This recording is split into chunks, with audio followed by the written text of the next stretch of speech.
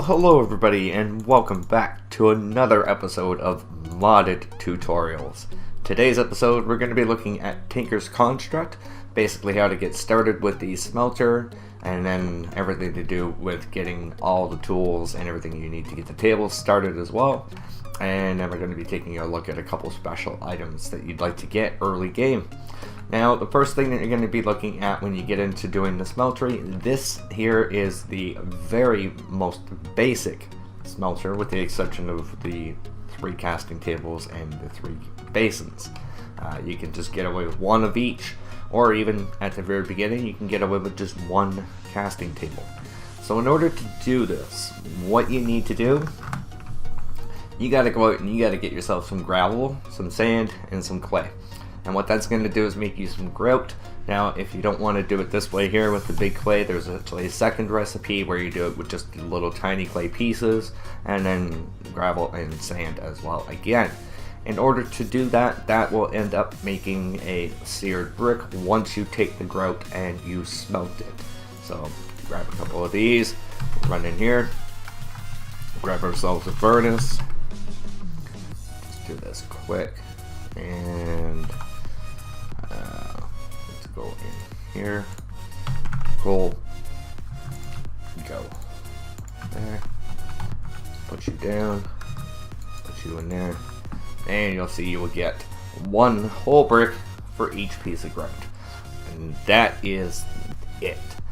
To do the most basic version, the one that I have behind here, but only with 1 casting table and 1 basin, you're going to need a stack plus 48 seared bricks in order to make the things that you see here. You're going to need 21 bricks, 1 casting basin, 1 casting table, so you're going to need 2 drains, and then 2 seared faucets. And then the dirt, all I have that for is so that you can put the dirt under the corner to raise this block up. And then you have to make the seared tank and the controller.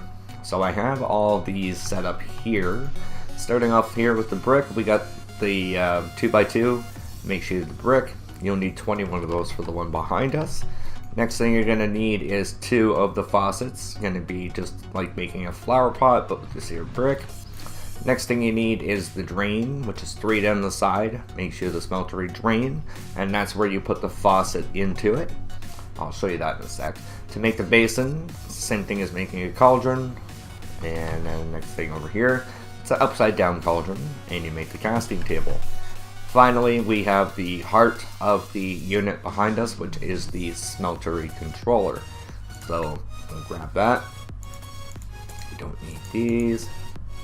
And we've got 1 drain on us. Let's grab the other drain right there. Okay, so in order for us to do this, if you want, you can dig down in a little 3x3 area if you choose to do so. It might make it a little bit easier for you to build, but in all honesty, this is not that hard of a build to do. You got your 3 there, like I said. Put your piece of dirt there. Grab another seared brick. Oh, and we need our tank. I forgot the recipe for the tank. In order to make the tank, seared tank, and right there. All it is, bricks, glass, any kind of glass in the middle, you get yourself a seared tank. So we go here, get ourselves 64 of them because we can. Put your seared tank there. Put another brick on the side of that. You get your controller, put it there. And if you want to save 4 bricks, you can take the ones off the corner. They're not necessary. But in order to have a functioning smeltery, these are the 4 that I was talking about right there. In order to have a functioning smeltery, this is what you have to have. So this will work, it will melt things, and then all you do for here is you get your lava bucket right there. We don't need that or that. You grab that, put your bucket of lava in there, and you'll see it starts to fill up the more you put in. There you go. Now, one problem with this, you put your stuff inside, you can't get it out. And that's where the smeltery drain comes in handy. So you put 1 on one side, 1 on the other side, and like I said, you can get away with just 1. And then you put your seared faucet there. over here, another seared faucet. Now you can put your casting table directly underneath it, and opposite side casting basin. You can put those anywhere along the side or the back. As long as you've got it enclosed with the faucet, you'll be able to access everything that's in there right now. So now we actually have a fully functional smeltery. First thing you're going to want to do is get yourself some gold. So you can see you get a 3x3, and this will take the lava that you put in there and use it to smelt. You'll see the little bar starts to go up. So as that's starting to smelt off, we'll walk over here and we'll check out the stations that you'll need according to Tinker's construct in order to get everything going. So first thing is the crafting table. To make that there, very easy. You take a crafting bench and you put it back into your crafting area. That also works in the 2x2 that we have in the vanilla side of things. So normally you have the 2x2 crafting here. Put the crafting bench in there, it'll turn it right into that. To do the tool station, it's actually pretty easy. A blank pattern and the crafting station, so you'll need a second one of those. To make the blank pattern, some sticks and some planks, any, doesn't matter, you'll get 4, and I recommend starting off with 32, and you'll need only 30 to get all the patterns. To do a part builder, what you're going to do here is you're going to take patterns and you're going to put them in here in order to make the tool itself. The pattern chest is where you can store all your patterns, and then the stencil table is actually where you make your patterns. So you take these blank patterns that you made on the crafting station, go over to the stencil table, grab one of these guys, put it in there, and you click on whatever one you want. So it's like, okay, I'm going to make myself the pickaxe head. So now I have myself a pickaxe head.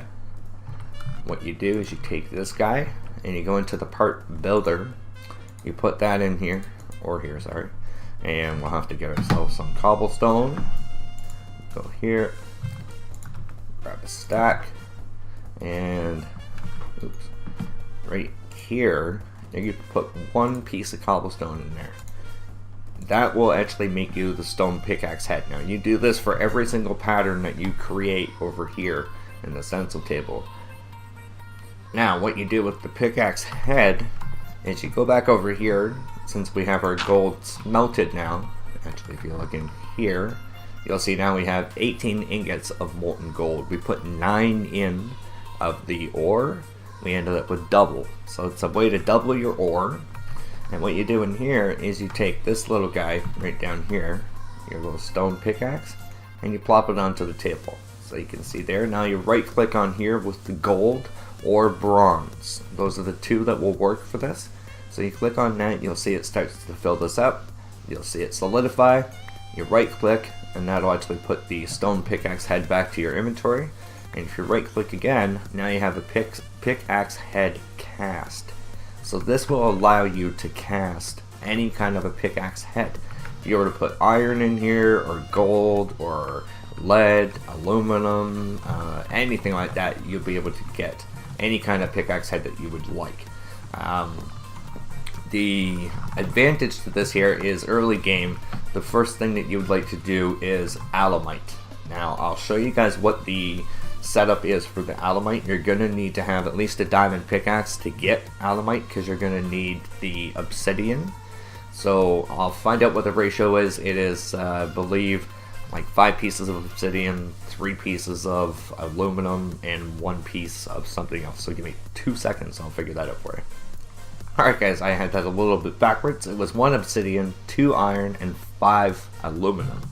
So you put this in that order. Doesn't, like, you can put 5 first and 2 next, and 1 or 1 and 5 and 2, doesn't matter, as long as each one goes through. And I'll speed this up till it's actually processed, and I'll show you what happens. You'll see here the first stage, the aluminum is the first thing to go through. The next one is the iron, and then finally what will happen is the obsidian will actually smelt through as well. Once that happens, all 3 of these will combine together. So 5, 2, and then the obsidian. And you'll see, unfortunately, 5, 2, that's 7. That would technically be 8.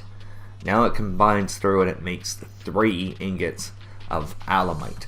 Alamite is the strongest metal that you can get in the earlier part of the game. Like I said though, you have to have diamond at least to be able to get it. When you're in here selecting, make sure if you click on the gold, you'll see it drops to the bottom. That's what's going to come out. So if you want Alamite to come out, click on it, make sure it's on the bottom. When you go back over to here, you're going to click on this. You'll see it'll start to fill up. Now it's solidified. You pick that up. We now have an Alamite pickaxe head.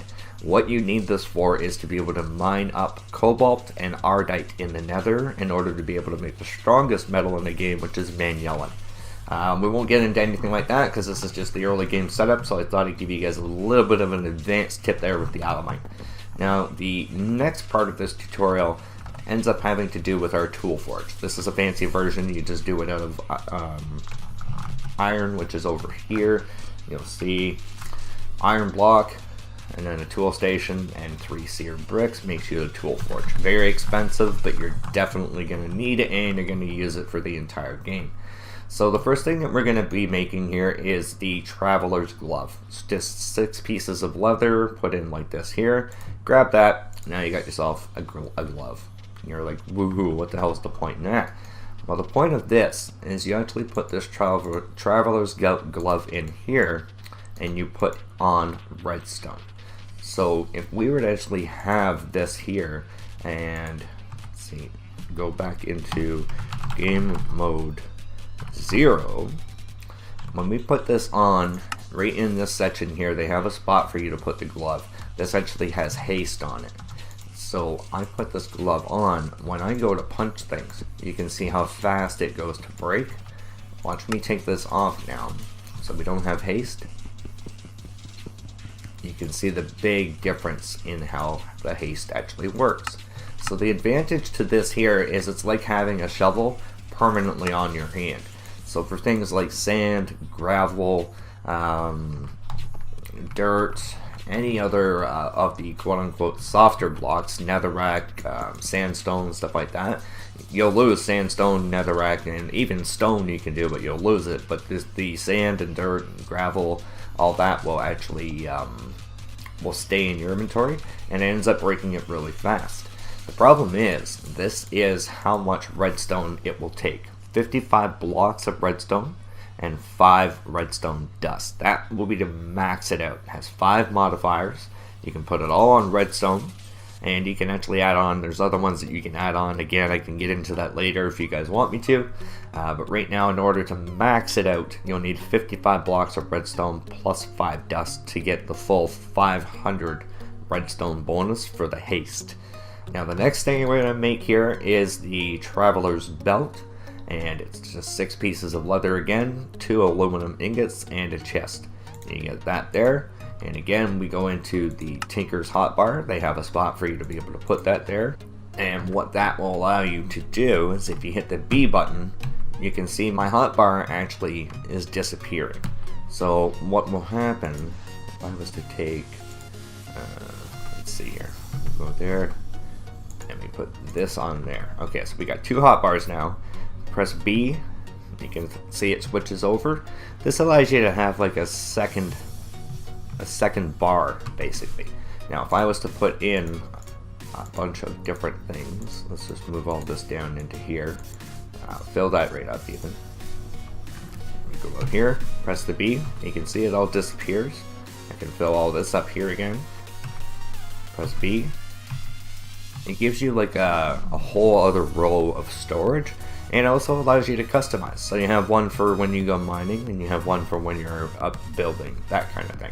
Very awesome thing to have, very, very easy to make in early game. Super, super fantastic for that kind of stuff. So that is going to be my tutorial on this here. If you guys do want to know a lot more about the advanced techniques about the smelting, different kinds of setup, how big you should go, different ways that you can hook up an infinite lava source, more or less to this here, different kinds of add-ons that you can put onto your tools or to, like I said, the glove or the belt, those kinds of things, leave a like or a comment down below and just request. Say, hey, I want to know how you do this, or how do I get this, or what's the best combination of this, that, and the other, because there are a lot of different ways that you can build different things and kind of get these things going.